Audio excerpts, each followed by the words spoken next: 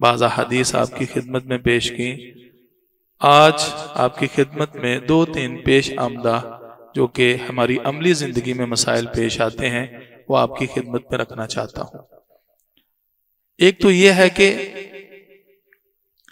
کیا بزرگ لوگ یا بڑی عمر کے جس طرح کے عرفاً ہماری معاشرتی زندگی میں چھوٹے بچوں کو بچیوں کو پیار دیتے ہیں، آیا شرعی یہ جائز ہے کہ نہیں جائز؟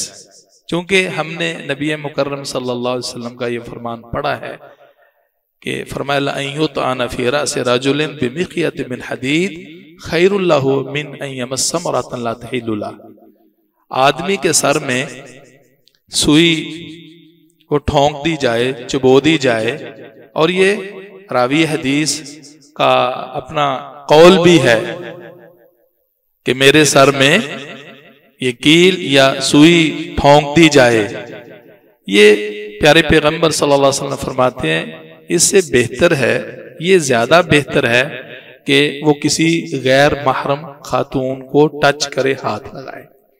محترم سامعین کرام، اس بنیاد پر انتہائی یہ ایک انتہا درجے کی احتیاط کی ضرورت ہے اور غور و فکر کی بات ہے۔ بہرحال اس میں ہم جب دیکھتے ہیں عرف کے اعتبار سے کہ جب واقعتاً بزرگ ہے، ازرہ شفقت محبت اور پیار کے جذبات سے سر پہ پیار دیتا ہے تو ایک عرفی ایک طریقہ ہے، معاشرتی طریقہ ہے، احتیاط کر لی جائے تو وہ زیادہ بہتر ہے۔ ویسے تو عرب کے اندر بھی یہ طریقہ کا رائج تھا کہ چھوٹے بچوں کے سر پہ وہ پیار دے دیا کرتے، جس طرح کہ امام بخاری رحمہ اللہ نے صحیح بخاری میں سیدنا سعید بن یزید رضی اللہ تعالیٰ عنہ کا واقعہ نقل فرمایا۔ ان کی خالہ یہ بیمار تھے، لے کے پیارے پیغمبر صلی اللہ علیہ وسلم کی خدمت میں حاضر ہوئیں تو وہ فرماتے ہیں فَمَسَحَ عَلَى رَأْسِي وَدَعَا لِي بِالْبَرَكَةِ، پیارے پیغمبر صلی اللہ علیہ وسلم نے میرے سر پہ ہاتھ پھیرا اور خیر و برکت کی دعا فرمائی۔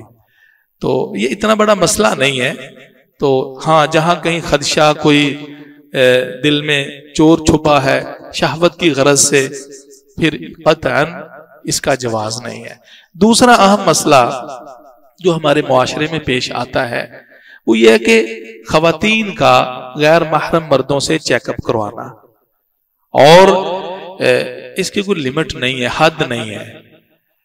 چھوٹا موٹا تو علاج خواتین مردوں کو ہاتھ دکھا لیا اور اسی طرح آنکھیں دکھا لی وغیرہ چلیں، لیکن جہاں چھونے کا پرابلم ہے اور بعض ایسے امراض کے جس میں کوئی چارہ کار ہی نہیں ہے کہ لا محالہ مقام سطر کو دیکھنا پڑتا ہے، ہاتھ پاؤں سے ہٹ کر وجود کے اہم مقامات کی تشخیص وہ کرنا ہوتی ہے، تو اس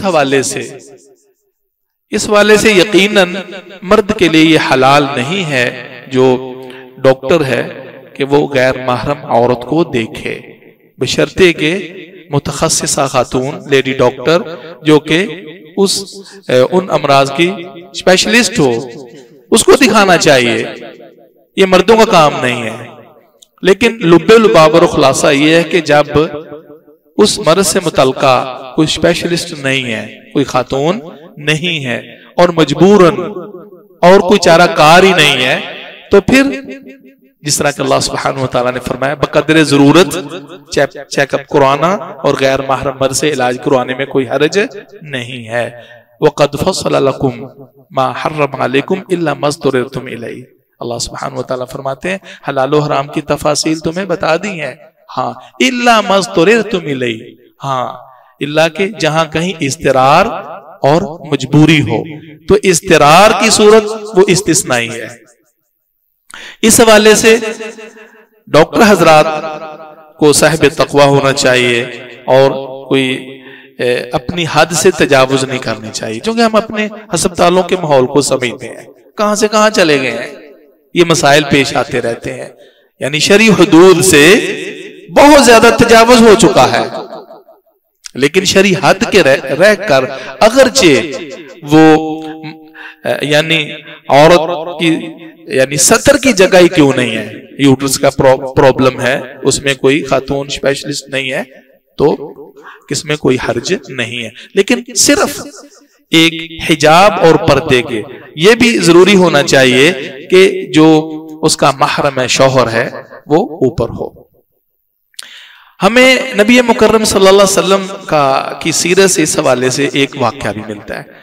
یہ آپ بنو قریظہ کا واقعہ آپ کے ذہن میں ہوگا، جب انہوں نے غداری اور بے وفائی کی معاہدہ تھا، ادھر سے قریش مکہ نے اور مدینے میں یہودیوں نے مل کے اندر سے ان کو سپورٹ کیا۔ رسول اللہ صلی اللہ علیہ وسلم کو پتہ چل گیا تو پھر سیدنا سعد رضی اللہ تعالیٰ عنہ کے مشورے سے ان کو کہا گیا کہ آپ فیصلہ کریں، تو انہوں نے کہا جتنے جنگجو جوان ہیں ان کو قتل کر دیا جائے۔ اب عطیہ قرظی رضی اللہ عنہ فرماتے ہیں جب یہ فیصلہ صادر ہوا تو انہوں نے بالغ اور غیر بالغ کی جانچ پڑتال کرنے کے لیے ہمیں دیکھنا شروع کر دیا۔ فوج صحابہ کرام دیکھ رہے ہیں اور سطر کھول کھول کے دیکھ رہے ہیں۔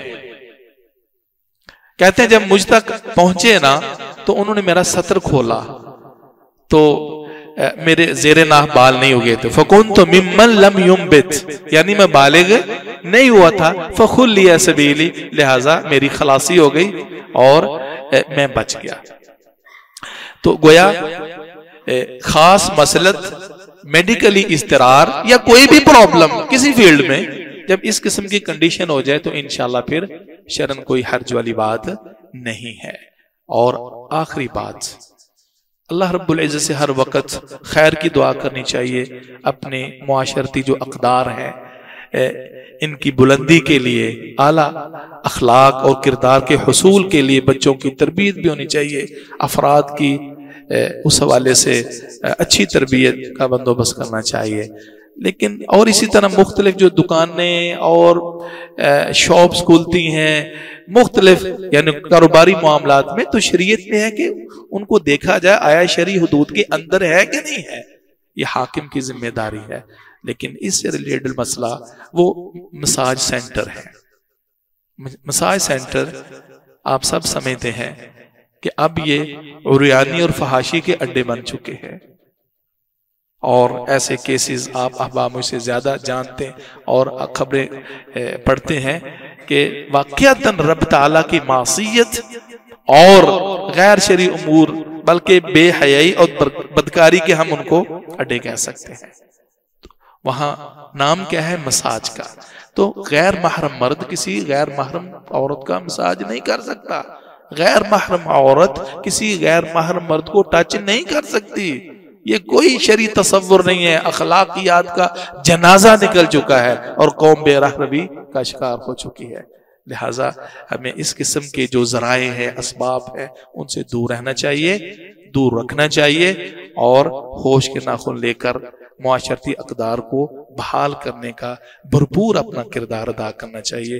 رب تعالیٰ سے دعا ہے کہ اللہ سبحانہ وتعالیٰ ہمیں سچا اور کھرا مسلمان بنائے۔ اور یہ جو مسئلہ ہے محرمیت اور غیر محرمیت کا، اس میں توسع سے کام نہیں لینا چاہیے، شرعی حدود کے اندر رہنا چاہیے۔ اس میں الحمدللہ بڑے ہی شرعی فوائد دنیوی اور اخروی بھی۔ وما علی الا البلاغ۔